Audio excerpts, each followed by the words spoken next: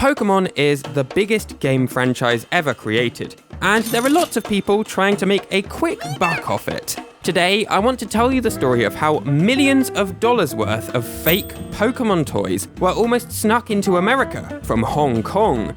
Unfortunately for those involved, things didn't quite work out as planned though. Let's talk about the Pokémon smuggling incident worth $1.4 million.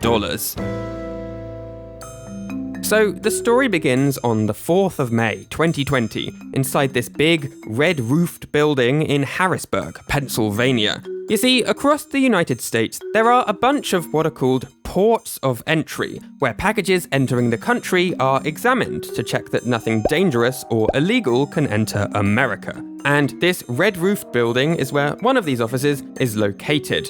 So, Monday the 4th of May began like any other day at the customs office. Until, that is, employees noticed a few strange-looking packages which had only just arrived from Hong Kong. There were 15 of them in total, and they were labelled as plastic furnishing articles. Now, furnishing articles doesn't really mean anything at all, it's totally vague. But when these boxes were opened up, what was found inside was actually thousands of fake Pokémon toys. That's right, just take a look at these things. These are some really low quality counterfeits. Pikachu doesn't look great, he's all lumpy looking. Meanwhile, Charizard is completely black for some reason, and Gengar's eyes are halfway up his forehead. If anyone at the customs office had played Pokémon before, it should have been immediately obvious that these figurines were fakes. Now, in total, the 15 boxes contained 86,400 counterfeit Pokémon figures,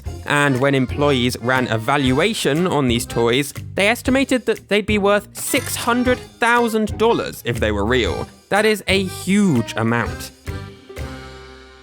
Now, obviously, the figures weren't real, so they weren't worth anything like that much money. But to be safe, the customs office checked with who they called the trademark holder, which I can only assume is a fancy name for the Pokémon Company, who are the ones in charge of Pokémon around the world. If these figures were fake, then the Pokémon Company would know it with just one single look. And a week and a half later, it was confirmed that these figures really were nothing more than cheap knockoffs. What a shock. And so, around this time, the customs office issued a statement about the fake Pokémon.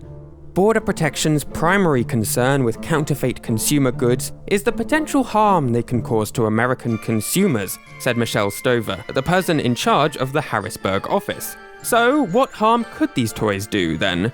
Well, according to customs, these fake Pokémon could be a choking hazard to children. If they tried to eat one of the figurines, it could put them in danger of choking. Which might be true, but I personally don't see how that's any different from an official Pokémon toy. It was also claimed that these fake Pokémon might have been painted using lead paint, which would make them very dangerous, as lead paint is extremely toxic. But then again, the same customs office also admitted that they never actually tested a single Pokémon toy for lead paint. So they had no idea whether or not their lead paint concerns were actually valid.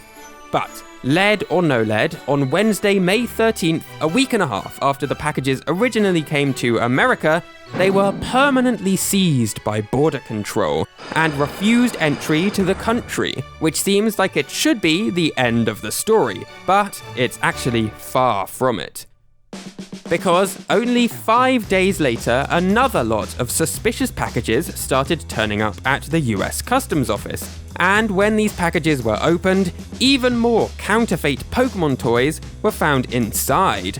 Over the course of a week and a bit, 20 of these fake Pokémon-filled packages arrived at customs, and again, the fake figurines came from Hong Kong. And when customs employees checked inside, they counted a whopping 120,000 Pokémon toys, which they estimated had a value of $840,000.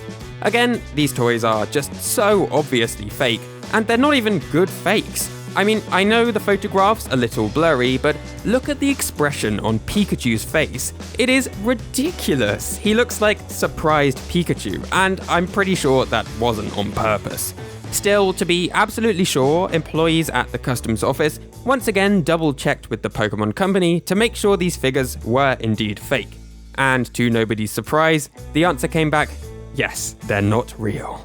And so, these Pokémon were seized at the border, just like the other toys, and they weren't allowed into America. In total, that means over 206,000 fake Pokémon toys were discovered, with a total value of $1.4 million. And clearly, Harrisburg Customs Office was feeling very pleased with itself. The Pokémon slogan is "Gotta catch 'em all," and Customs and Border Protection officers are trying to do just that to these counterfeit and potentially dangerous toys, said Casey Durns, who works at Customs. CBP officers remain steadfast in our commitment to intercepting counterfeit products, especially those products that could seriously harm American consumers. So how could they harm them? Well, Customs again claimed the toys may have been painted with toxic or dangerous lead paint, but they also didn't test them for it. So for now, the question of lead paint or no lead paint remains inconclusive. But there's one big question that still hasn't been answered. Who was actually bringing these counterfeit toys into America? You see, the Customs Office said the toys came from a factory in Hong Kong. But if these products were being sent to America, then someone in America must have been ordering them.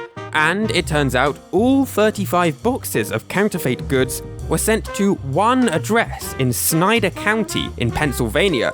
Obviously, Customs didn't give out that person's address, but what actually happened to them? Well, according to the US government website, it is illegal to purchase counterfeit goods. Bringing them into the United States may result in civil or criminal penalties, and purchasing counterfeit goods often supports criminal activities, such as forced labor or human trafficking. Plus, according to one American law firm, if counterfeit goods are sold or distributed, then offenders can expect, quote, imprisonment for the first offense up to 10 years and up to 20 years for repeat offenders. So, in other words, while we don't know exactly what happened to this particular person, it seems likely that they landed themselves in some pretty deep water legally. After all, Customs posted details about the incident all over their website, so it seems they wanted to make an example of the incident.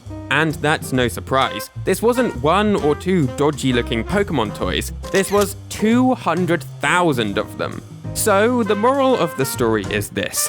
If you're going to order hundreds of thousands of counterfeit Pokémon toys to America, then don't label them as plastic furnishing articles, make sure they look a little less fake, and also perhaps don't use your own home address. Otherwise, you can expect a visit from Officer Jenny. Hey, this is Thomas. Thanks for watching until the end. I talk about strange stories from video game history every single week on this channel, so be sure to subscribe to see those videos as soon as they're out. And I'll see you next week. Bye!